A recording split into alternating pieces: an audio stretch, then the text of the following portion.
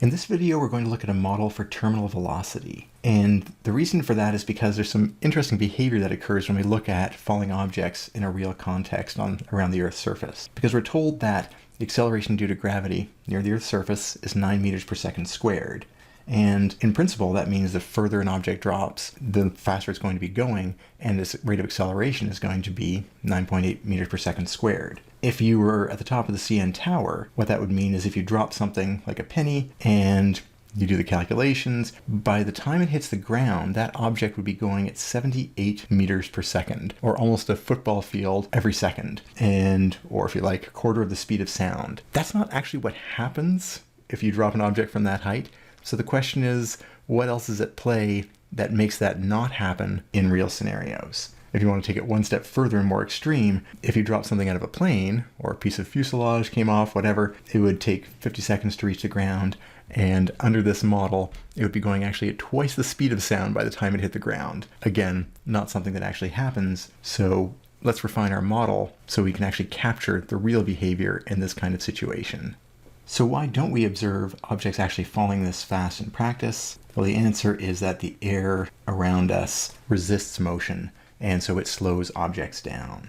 If we look at a particular object, it is always subject to the force of gravity, but if it's moving downwards, then it's also subject to a force of air resistance pulling it backwards, and the balance of those forces modifies the 9.8 meters per second squared, which is just the gravity force being accounted for. If we assume that the force exerted by air resistance is proportional to, or equals a constant times, velocity, then what we can do is write a differential equation for the velocity of the object. What we know from physics and Newton's second law is that ma is equal to the sum of the forces, or m dv dt is equal to the sum of the forces. And just for the sake of simplicity, let's call down a positive direction because we're accelerating in that direction, and all our velocities are going to be positive then. And that means that the air resistance is going to be pulling upwards in the opposite direction, and we have all the ingredients that we need for this. The force of gravity is mg, the force of air resistance is k times velocity. And so what we get is dv dt, we actually have an m over here we have to be careful about. What we're going to do is cancel that, divide through here by m,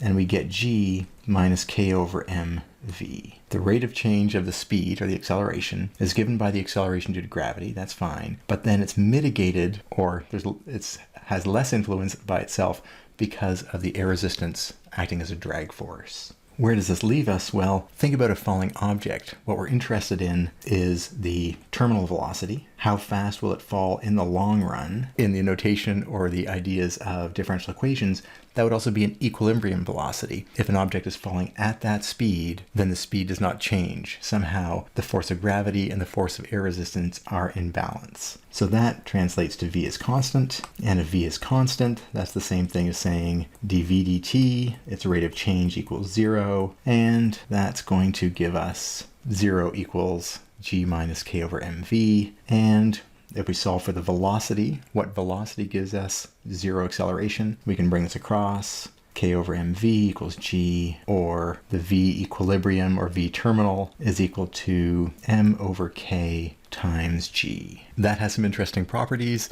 and it matches some of the things that we see in practice. The larger the mass of something is, the faster its terminal velocity or equilibrium velocity will be against air resistance. And that's what points out why a feather made out of feather versus a feather made out of lead would have different behaviors when we drop them. The heavier object with the same aerodynamic profile would have a higher final terminal velocity. The k has to do with the actual profile and other aerodynamic properties.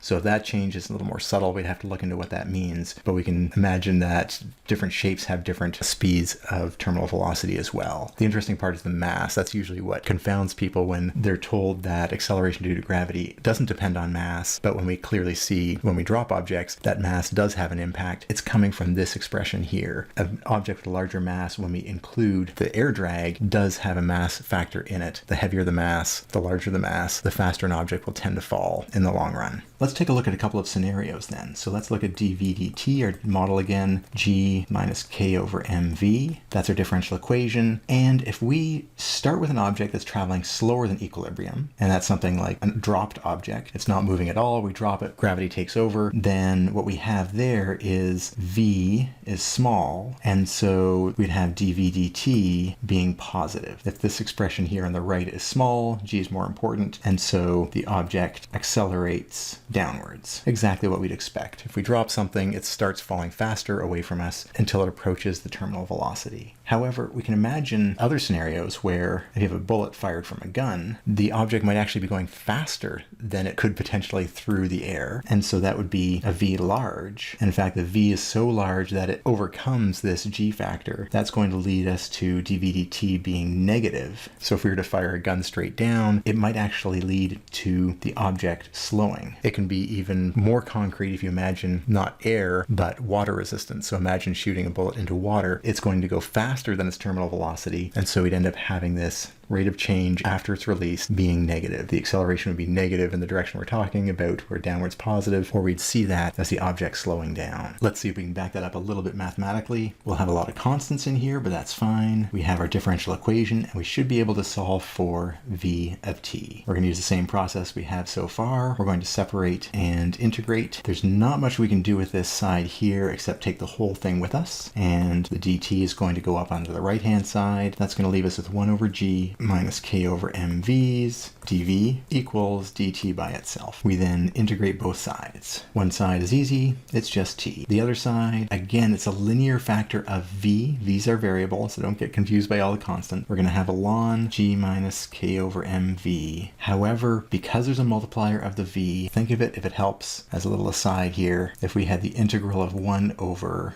1 plus 2x dx, we would get ln of 1 plus 2x divided by 2. Whatever this multiplier is here, we'd have to divide by it. Here, the multiplier is negative k over m. And last but not least, we need a plus c for having two indefinite integrals. A little complicated, but we're doing fine. We're now going to solve for v. V is the unknown function that we're looking for. We'll bring the k over m's up first, just to isolate the ln part. When we bring it up as a multiplier, it's still going to stay as k over m, and we'll have k over mc. Then we will exponentiate both sides. We need to get rid of this ln, so we'll use e as a base of this entire expression, and then we'll use e as the base of this entire expression on the right-hand side as well. The e and the ln cancel, they're inverses, whereas the right-hand side gets a little more interesting, times e to the minus k over mc. We're honing in on the v here. We need to get rid of these absolute values though, so we're going to do our usual definition. We're going to let a new value a be this combined constant. Notice everything in here is constant. And we're also going to factor in a plus or minus to get rid of the absolute values. That leaves us with k over mv, and this entire expression is our new a. And then we copy the other part down afterwards.